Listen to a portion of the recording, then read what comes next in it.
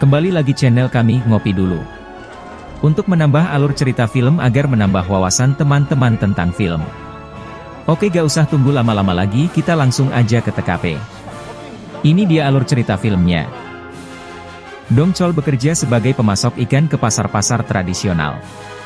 Sayang, sudah berbulan-bulan gajinya tidak kunjung dibayar. Bebannya bertambah ketika investasi yang dia lakukan terancam gagal. Padahal uang yang dipakai adalah uang pinjaman. Dong Chol berusaha memperbaiki hidupnya setelah menikah dengan Jisoo.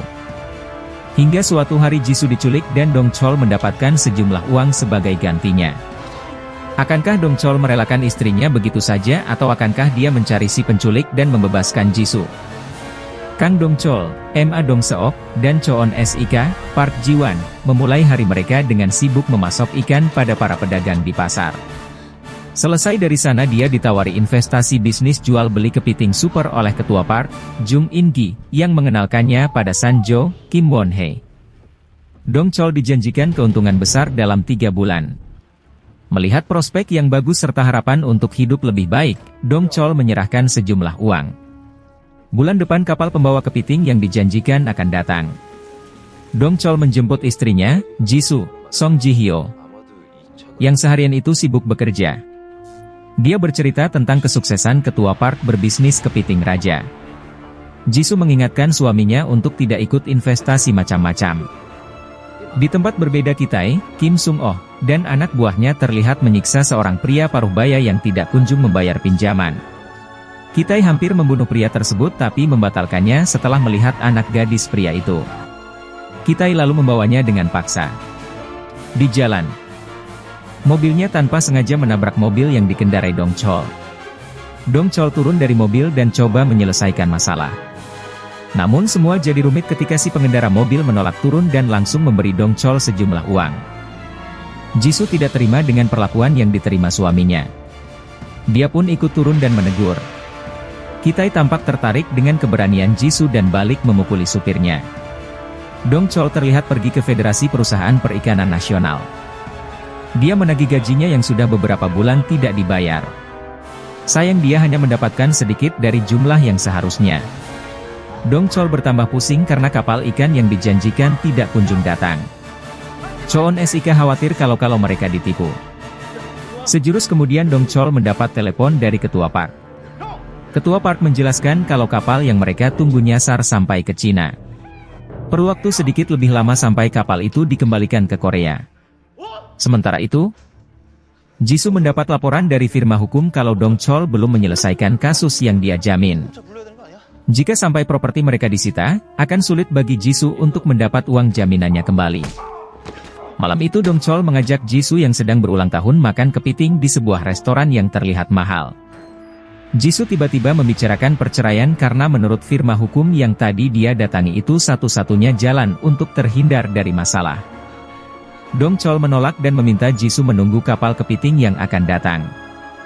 Jisoo kebingungan karena dia sudah memperingatkan suaminya itu untuk tidak ikut investasi macam-macam. Apalagi uang yang dipakai adalah uang pinjaman.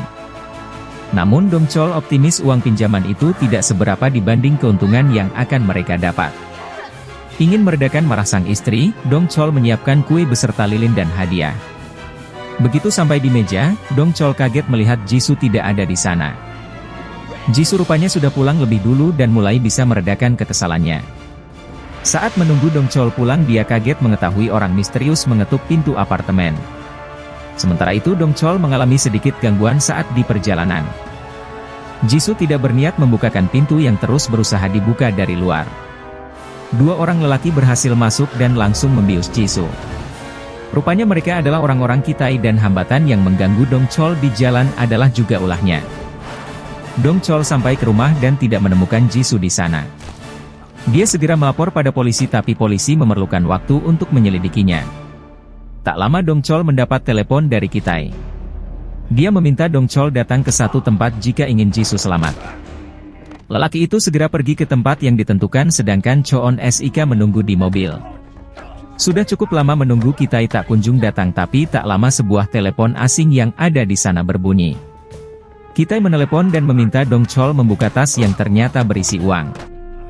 Kitai menyebut uang itu adalah ganti atas tubuh istri Dong Chol. Keadaan serba membingungkan untuk Dong Chol. Choon Sik yang terbawa emosi hampir-hampir salah menghajar orang. Tak dapat petunjuk apapun, Dong Chol membawa tas berisi uang itu pada polisi dan melaporkan kejadian yang baru dia alami. Lantas bisakah polisi membantu Dong Chol menemukan Jisoo? Benarkah Jisoo menjadi korban perdagangan manusia seperti dugaan polisi? Mendapati istrinya menjadi korban penculikan, Dong Chol tidak tinggal diam. Dalam keadaan kesulitan ekonomi, dia tidak peduli pada uang yang dibayarkan si penculik sebagai ganti tubuh istrinya. Sempat mengandalkan kepolisian, Dong Chol tidak sabar untuk bergerak sendirian. Dari premis yang sederhana untuk ukuran film aksi dan penculikan. Alur film Unstoppable 2018 tidak sulit diikuti. Dimulai dari peristiwa penculikan seorang gadis oleh Kitai, alur film ini linear dan rapi. Kita akan dibawa lebih dulu pada skene-skene yang menunjukkan latar belakang Dong Chol sebagai karakter utama.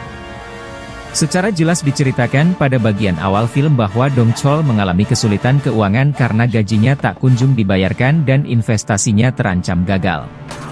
Cerita memasuki konflik utama ketika Jisoo, istri Dong Chol, diculik di rumahnya pasca mereka bertengkar karena masalah keuangan itu tadi. Dari sini, tensi keseruan sudah mulai naik karena Dong Chol berusaha keras menemukan dan menyelamatkan istrinya. Film berdurasi sekitar 1 jam 56 menit ini tidak bertele-tele dalam menyampaikan konflik utamanya.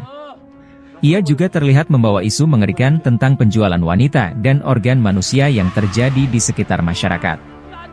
Ketika Dong Chol melapor pada pihak polisi, ada salah satu skene yang memperlihatkan bahwa kasus kehilangan orang sebagian besar menimpa wanita. Terdapat pula skene-skene yang menunjukkan bahwa sasaran dari sindikat penjualan wanita ini adalah orang-orang tidak berdaya seperti Dong Chol. Mereka tidak melakukan apapun setelah mendapat uang sebagai ganti istri, saudari atau putri mereka. Sebuah gambaran miris tentang murahnya nilai wanita di masyarakat yang serba terjepit tampak sengaja diselipkan dalam Unstoppable. Jika melihat dari poster film ini, Unstoppable 2018 terkesan sebagai film yang gelap dan mengerikan. Tampak Emma Dong Seok dan tatapan matanya yang dalam sangat menarik perhatian. Kenyataannya, film ini dieksekusi dengan tambahan bumbu-bumbu komedi. Ketegangan yang dibawa film ini tidak terlalu bikin stres karena terdapat beberapa skene lucu dari karakter-karakter pendukung. Mereka adalah orang-orang yang membantu Dong Chol menyelamatkan Jisoo dari penculik berbahaya. Ulah dua orang konyol yang berniat membantu Dong Chol dihadirkan untuk membuat alurnya terasa lebih santai. Meski begitu, adegan aksi yang dilakukan Ma Dong Seok tidak kehilangan pesonanya. Saat dia harus menghadapi penculik, bergelut dan kejar-kejaran menggunakan mobil. Serta adegan laga lainnya dikemas dalam sinematografi yang sedap dipandang. Unstoppable 2018 cukup ringan untuk ukuran film aksi dan kejahatan. Pengemasannya tidak terlalu jimat dengan plot-plot yang seperti dipaksakan dan rentan memunculkan plot hole. Walau memang terasa klise, ia masih bisa dinikmati bahkan oleh penonton yang tidak suka film-film action. Tertarik menonton aksi Ma Dong Seok selamatkan Song Ji Hyo? Kamu bisa nonton Unstoppable 2018. Bagaimana teman, ada yang tertarik untuk menonton film ini dan nantikan video kami selanjutnya? Terima kasih.